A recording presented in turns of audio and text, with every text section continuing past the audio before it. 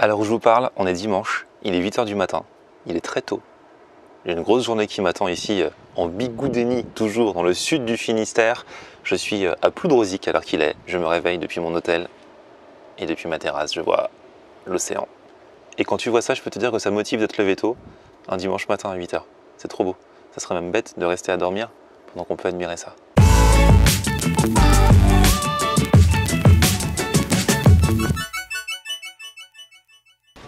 Fais péter le son là, on se met dans l'ambiance. On est dans le Finistère Sud, à Ploudrosic, en Bretagne, le pays des bigoudennes. Là je suis chaud. Là on va être bien. C'est bon, on peut baisser là. Ah non mais c'est sympa, on est dans l'ambiance. Il fait trop beau. Qui a dit qu'en Bretagne il ne faisait jamais beau? Aujourd'hui je vous emmène dans un événement très particulier, organisé par la marque de pâté Enaf qui cartonne en Bretagne. C'est culturel, c'est ici. Tout le monde en mange, c'est un truc de fou. Et tous les ans, ils organisent un gros événement où il y a des milliers de personnes qui viennent. C'est un pique-nique. Chacun vient avec justement son pique-nique et eux, ils se chargent de l'animation. Ça s'appelle, alors attention, il y a jeu de mots. Ils ont bossé pendant des années pour trouver le mot Garden Pâté. Et alors, ça tombe trop bien parce que je leur avais dit, et s'il pleut, comment on fait? Ils ont dit non, mais on le fait tous les ans et il pleut jamais. Donc tant mieux, on y va, il va faire trop beau. Et là-bas, je vais retrouver des abonnés qui vont pique-niquer avec moi. Donc c'est parti.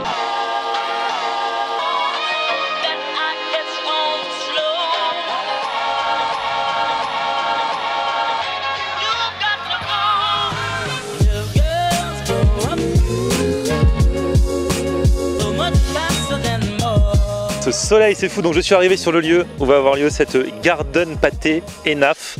Donc là derrière c'est le musée, parce qu'il y a carrément un musée Enaf. Et en fait c'est là où tout avait commencé à l'époque, en 1907. C'est une histoire de fou cette entreprise, parce qu'en fait c'est un fermier, sa ferme elle était là derrière. Il élevait des animaux, tout ça, et il a eu l'idée de créer le pâté Enaf en 1915, et c'est là où c'est devenu carrément une institution, mais dans toute la Bretagne. Regardez, par exemple ce matin, j'étais à l'hôtel, la réceptionniste me fait « C'est aujourd'hui la Garden Pâté Enaf ?» Je lui fais « Ouais ». Elle fait « C'est votre première ?» Je fais « Bah ouais ». Et elle me fait « Franchement, vous allez voir, une première Garden Pâté dans une vie, c'est vraiment un cap, vous allez voir. C'est-à-dire qu'il y aura un avant et un après. » Non, les gens ici, ils sont à fond. C'est un truc de fou, c'est vraiment un phénomène de société, un phénomène culturel. Donc là, on attend une vingtaine d'abonnés qui vont venir, qui ont gagné la possibilité de venir pique-niquer avec moi. Le concept, en fait, ici, c'est chacun vient avec son propre pique-nique. Mais là, on est en mode VIP, donc les abonnés vont venir et on leur a préparé des paniers repas. Donc là il y en a une vingtaine pour tous ceux qui viendront. On regardera ce qu'il y a dedans. Bien sûr il y a le fameux pâté Enaf, il y a du pain, il y a à boire. On va les attendre et on verra ça. En tout cas j'ai aussi prévu la crème solaire, parce que ça va taper tout l'après-midi là. De toute façon en Bretagne il faut savoir, même quand il y a des nuages, ça tape et vous pouvez avoir des coups de soleil. Donc là en plus il n'y a même pas de nuages. Je vais pouvoir peaufiner pour ce dernier jour avant mon retour à Paris pour un petit moment, mon bronzage de l'été. Bon, ici, si on veut faire la sieste, il faut aimer le bignou. Mais moi, j'aime bien quand je suis en Bretagne, un peu de bignou. Bon, alors là, je vous présente Romain. Romain, c'est quelqu'un de très important ici. D'ailleurs, c'est pour ça qu'il a une bière à la main. À consommer avec modération. C'est une bière bretonne? Absolument. C'est la bière de Pénors. Bière de Pénors. C'est pas loin d'ici. Voilà. Et alors Romain, pourquoi est-ce qu'il est important? Parce qu'ici je vous dis que c'est un événement de ouf auquel viennent chaque année 3 à 4 000 personnes. Lui c'est l'initiateur de cet événement à la base, mais il ne savait pas que ça allait prendre une telle ampleur en fait. Bah non, c'est non. À la base toi tu bosses pas du tout avec le pâté Enaf, mais t'étais un fan de ce pâté. Oui, ouais, j'étais un fan, donc j'ai créé une page fan sur Facebook, puis ça m'a fait marrer, et puis au bout d'un moment, bah, je sais pas, ça a pris. Il a commencé à y avoir un dialogue qui a pu se faire, disons, dans une sorte de communauté. Donc ouais, parce qu'en fait, Enaf, ici, c'est ce que je vous disais au début, et c'est pas un mytho, c'est vraiment super important pour les gens, ils sont très attachés à cette marque ici en Bretagne. Eh ben, oui, je pense, moi, disons que je l'ai aussi un petit peu découvert. C'est une marque qui est vraiment très importante pour les gens. Les gens se sont mis à raconter leurs expériences avec le pâté Enaf, c'est-à-dire qui leur a fait découvrir le pâté Enaf, ou alors quand je me souviens quand je partais sur mon bateau avec mon grand-père, et on avait toujours une boîte de... Et donc du coup un jour tu t'es dit, si on faisait, puisque tu avais une certaine communauté sur ta page, si on se faisait un petit apéro Enaf, mais Enaf, la marque n'était pas du tout dans le coup. Non, je voulais faire un rassemblement Facebook, tiens si on faisait un pique-nique avec du pâté Enaf, et en fait les gens étaient hyper emballés et la marque m'a contacté et ils m'ont dit ouais ça serait vachement cool en fait de faire ça et tout. Et du coup là ils se sont mis, ils ont dit vous avez commencé un peu à bosser ensemble, vite fait. Alors non, ouais, c'est après en fait que dans les années qu'on suivi, là où ça a pris de l'ampleur vraiment, que là ils se sont un peu plus impliqués au niveau de l'infrastructure, au niveau des moyens et tout, parce que moi. Parce que maintenant on fait ça chez eux sur leur pelouse, comme ils ont un grand terrain et tout ça. Ouais, parce que moi je peux. À la base c'était ma petite idée, c'était rigolo, mais je peux plus gérer 4000 personnes. Ouais, parce que la première année il y a eu combien? Genre 100 personnes? Un peu plus d'une centaine. Et là on est à genre 4000 quoi. Ouais. C'est fou. La plupart, bien sûr, ils ramènent le fameux pâté, hein, parce que c'est rigolo, c'est ce qui réunit. Mais t'es pas obligé, tu veux venir avec ton sandwich que t'as fait chez toi, avec ton truc. Exactement. Tu peux aussi, quoi. Un réseau social vivant, l'espace d'un après-midi autour d'un truc qu'on aime manger. Donc du coup, j'ai envie de dire que la fête commence. On va se balader un petit peu là, et on va accueillir les abonnés dans quelques minutes qui vont venir manger avec moi pour ce pique-nique. Bon, là, ça commence à arriver, hein, aussi bien pour le pique-nique. Ça commence à se remplir. Que les premiers abonnés qui sont arrivés, ça fait plaisir. Je vais vous montrer les premières. Les premières, en plus, elles viennent de Brest. Elles ont fait 1 heure de route. Salut! Comment ça va les filles? Ça va, et toi? Perrine. Céline. Enchanté. Et donc 1 heure de route pour ce petit pique-nique. Un peu plus même, hein. Et du coup c'est toujours comme ça. C'est toujours les gens qui habitent le plus loin qui arrivent en premier. Ah oui, parce que quoique là on a des mecs qui viennent de pas loin non plus, vous êtes un petit bled juste à côté. Enfin un petit bled, je sais pas si c'est un petit bled. C'est un petit bled, on peut le dire, c'est un petit bled. Si c'est vous qui le dites, ça va. Si c'est moi qui le dis, on va dire que je suis un sale parisien. C'est pas très loin, c'est comme Coulrozy, pareil que Coulrozy. Et ça s'appelle comment? Plonné-en-Lanverne. Ok. Et vous habitez à côté, vous êtes arrivé à l'heure quand même pour un dimanche. C'est bien, c'est cool. Ici nous avons Gauthier. Et Juliette. Et Juliette, frères et sœurs, et vous venez de Concarneau. Oui, c'est ça. Et C'est à 3 quarts d'heure d'ici. 3 quarts d'heure d'ici? Ouais. Un petit peu de route aussi. Et c'est une bonne ville de 20 000 habitants. D'accord, c'est bien. Je t'ai amené des cadeaux. Oh mais t'es trop sympa. Alors, ça c'est une demi-douzaine de crêpes que je t'ai fait ce matin. C'est toi qui les as faites? Ouais. Ah ouais. Je les ai fait très traditionnellement sur la biligue. Sur la quoi? Sur la bilique. C'est une crêpière ronde là où on étale avec la roselle, le râteau en bois. Génial. Et donc ça c'est au froment? Ouais, au froment. D'accord. Donc c'est crêpes sucrées. Et ici j'ai du caramel au beurre salé. Non. Si, et c'est mon papa qui l'a fait. Ah vous déchirez. Le vrai caramel. Le vrai caramel au beurre salé maison, voilà, ça c'est trop bon. Ah tu déchires, t'es trop fort. Voilà. Ah bah ça fait super plaisir, merci beaucoup. Moi je te souhaiterais une bonne dégustation. Ouais.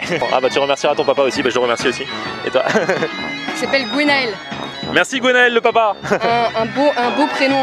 Bien breton. Bien breton, ouais. Ici c'est Douarnenez, c'est ça? Oui. Ah, alors Emmanuel. Oui. Qui est venu en famille, je peux filmer les enfants ou pas? Oui. Ok, salut les enfants. Simon, Hugo. Et le mari? Maxime, c'est cool. Ah, vous avez prévu les petits. C'est quoi? C'est du maison ou c'est des petits pots blédina? C'est du blédina. Ah, les mélanges. Vous vous souvenez quand on était petit, ou même si vous avez des enfants, les petits pots blédina, ils vous font des mélanges improbables. Carottes, poires, steak. Là, c'est quoi? Carottes, semoule et canard. Ah, tout ça c'était dedans ou tu l'as customisé? C'est dedans. Ah ouais. Ah, ça va, ça se modernise. Hein. Ensuite, nous avent Aurélien qui vient de Quimper. Ouais, c'est ça. Voilà, donc ça j'ai visité un petit peu hier. C'est sympa Quimper. Hein. C'est très sympa. Avec l'eau au milieu, là, tout ça. L'Audet. Ça s'appelle l'Audet. L'Audet, ouais. J'ai mangé des crêpes, la place au beurre. Allez voir la vidéo d'hier. Du salé à côté. Voilà, c'est ça. Bon, ça continue à arriver avec Yannick. Yannick, tu viens d'où toi? De Pleuzevet. C'est loin d'ici? Ah non, c'est à 10 minutes. Ah ouais, toi aussi, donc total local. T'es déjà venu ici à cet événement? Non. Jamais. J'avais déjà entendu parler, mais. Ouais, tous les gens qui arrivent pour l'instant, c'est des gens qui étaient jamais venus. Donc ça fait, c'est un bon endroit pour se retrouver du coup. Exactement. C'est cool. Donc moi, je t'ai amené l'emblème de la Bretagne, c'est-à-dire la marinière. En plus, c'est la vraie, c'est l'armoire luxe. Ah, ça c'est la marinière, genre quand on va faire du bateau et tout ça? Exactement. Ouais, tu peux la mettre tous les jours, ouais, hein, mais ouais, c'est ce qu'ils mettaient les marins avant pour se réchauffer parce que c'était très épais. Bon, maintenant c'est un peu moins, mais. Et du coup, voilà. Ah, du coup, c'est chaud? Ah oui, ça c'est chaud. Pour la mettre maintenant, c'est un peu compliqué. Ah, donc c'est plus pour quand il fait l'automne, l'hiver? Ouais, voilà. Bon, pas l'hiver. Mais de toute façon, en mer, il fait toujours un peu plus frais. Non, il fait toujours bon, enfin, ça dépend quand on part, quoi. Ah bah c'est super gentil. Ouais. Bah merci Yannick. Bon les amis, il est 12h30, je pense que nous allons passer à la distribution des repas. Un pour toi. On va regarder un petit peu ce qu'il y a dans ces sacs. Alors Perrine, vas-y. Alors, bah, de l'eau. De l'eau, la planquette, c'est l'eau d'ici. Pour une fois qu'il fait beau en Bretagne. Je vais réussir à faire boire de l'eau à des Bretons qui ne sont pas réputés pour ça. Non, c'est pas moi qui dis ça, c'est vous. Vous m'avez tous dit, c'est pas un cliché en fait, c'est vrai, les Bretons. Oui. petite tendance à... Hein, Ouais, un peu. un petit peu. Avec modération, attention. Voilà, il y a du jus de pomme sinon, Carnet, très bon. Ah, il y en avait ce matin à mon hôtel au petit-déj, Ouais. c'est vrai qu'il était très bon. C'est très très bon. De la bière blanche. Ah, Voilà, voilà. ça vous allez être content. Du pâté Ah, Enaf, forcément. le fameux pâté Enaf qu'on va pouvoir déguster, parce que c'est pour ça, c'est eux qui oui. nous accueillent aujourd'hui. Voilà. Le fameux saucisson.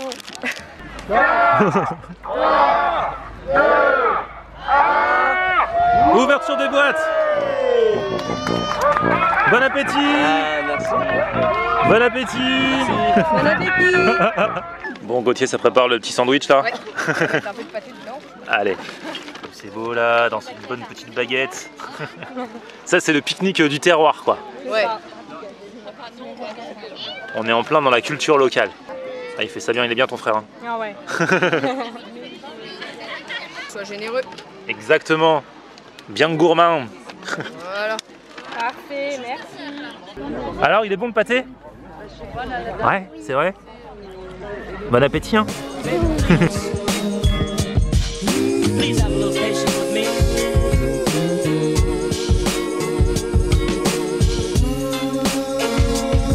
Alors, ce que j'adore, c'est que tout le monde a son petit truc à dire sur ce pâté. Et alors, toi, Aurélien, tu me dis qu'il y a un truc qui circule dans ta famille. C'est quoi? C'est de laisser périmer les boîtes de pâté. Vous avez déjà entendu parler de ça? Et qu'est-ce que ça fait? Ça fait que le pâté il s'affine et que du coup c'est meilleur à la fin. Mais du coup, c'est une conserve, donc C'est une conserve. faut attendre un moment avant la date de péremption. Genre combien de temps? T'as déjà attendu combien? 6 le maximum. C'est quoi? 6 ans. 6 ans? Ouais.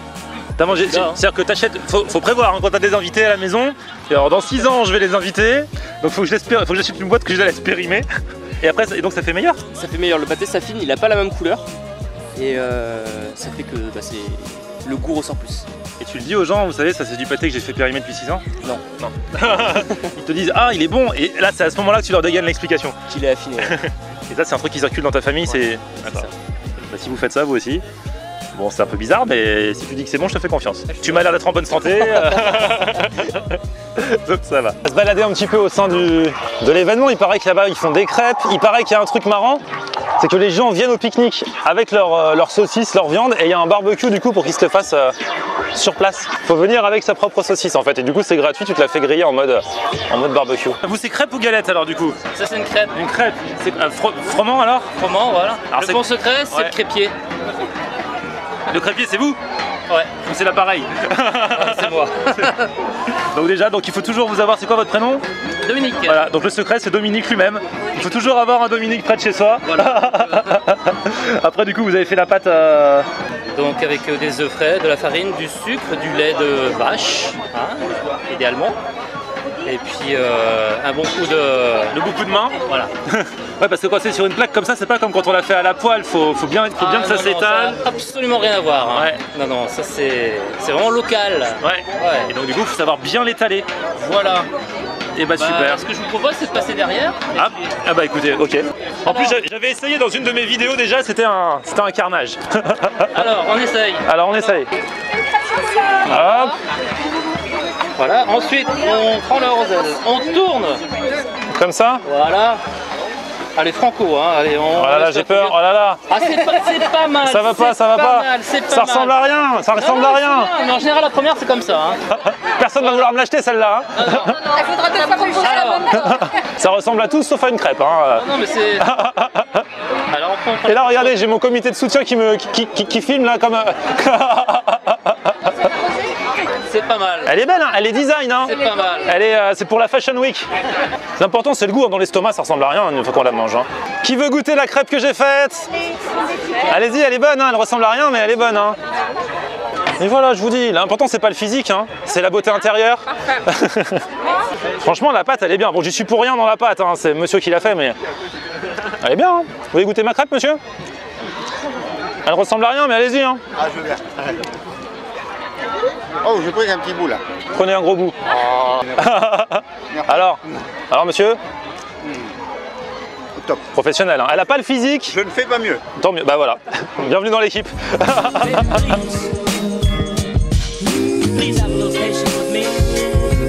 Alors ici on n'arrête pas le progrès, c'est un robot qui vous sert les bières, c'est ça? Il sert les bières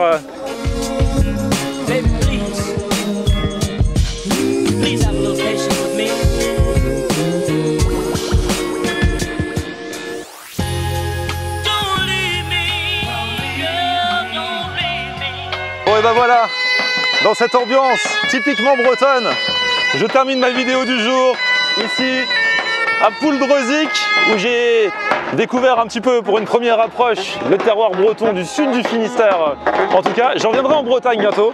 En exclu, je peux vous dire, normalement en octobre, je serai à Brest. Donc ça sera plutôt cool. Petit coup de bignou.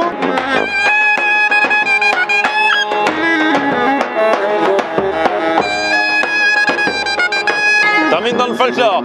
J'aurais mangé des crêpes bretonnes, des galettes. J'aurais découvert ce fameux pâté qui est apparemment super ancré dans la culture ici.